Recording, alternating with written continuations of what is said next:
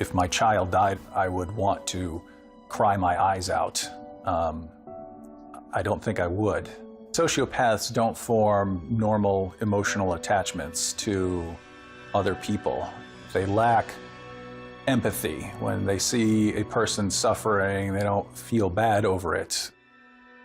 I was in high school biology when evolutionary theory was really laid out for us. Species develop new characteristics, new traits, and then those can actually eventually take over. And so I concluded that maybe I had reached a higher stage of humanity where I wasn't held back by emotions the way other people were. And so I came to regard all these little rules that people tell you to follow as kind of brainwashing me. Breaking into places and, breaking into the school or stealing things. I felt like I was stripping away these layers of rules that people had been imposing on me my entire life, and it was an amazing feeling. And if I really wanted to sort of be free of everything I've been brainwashed into thinking about right and wrong, and I decided to kill my dad. And I decided to do it in a brutal fashion, not a gunshot or anything. I was going to do it with a hammer. When I walked up to my dad, I had a hammer in my hand, and I hit him in the head 7 or 8 times with a ball-peen hammer until I thought he was dead, and I just left. One of his friends, Jim, found him, covered in blood, took him to a hospital, and so I went and told my mom, hey, I may have done this because I think I'm being told on at that moment. Instead of taking me to the police or anything, she took me to a psychiatric hospital. They made a report based on the time that I was there, and it said antisocial personality disorder. Eventually, Virginia had them remove me from the psychiatric hospital and take me to jail. Since my dad survived, I was convicted of malicious wounding. I was sentenced to 10 years in prison. There was a Christian named Randy, and he was a bit different from everyone else. And one day he was reading his Bible, and I walked up to him and I said, hey, you know why you're reading your Bible? You're reading your Bible because you're born in the United States. If you've been born in China, you'd be a Buddhist. If you've been born in India, you'd be a Hindu. If you've been born in Saudi Arabia, you'd be a Muslim, because people like you believe whatever you're taught to believe.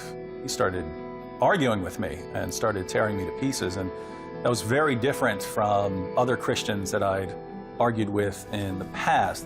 I ended up in, for a couple of months, a series of arguments with Randy about Christianity versus my worldview.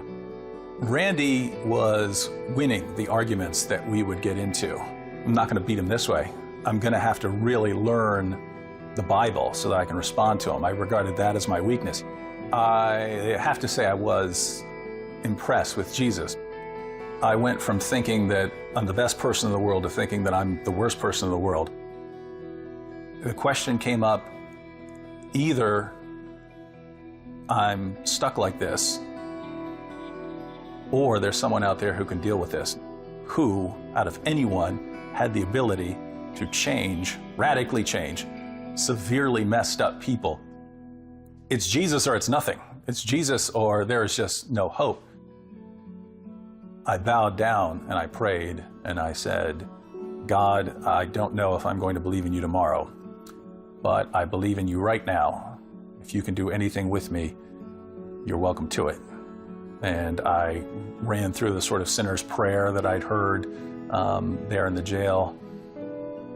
When I sat up, the whole world looked different. It looked like I was in a different place, like everything was a different color. And I didn't know if this was, there was something weird going on, but it was, I didn't want to hurt anyone at that point. And an amazing calm. I felt like I'd been physically nonstop brawling all my life, and that I finally could just sit down and rest. While I was in prison, I thought it would be bad to actually confess, because my dad, again, had no recollection. I'm a Christian now. I can't spend my entire life saying I haven't done something that I've done.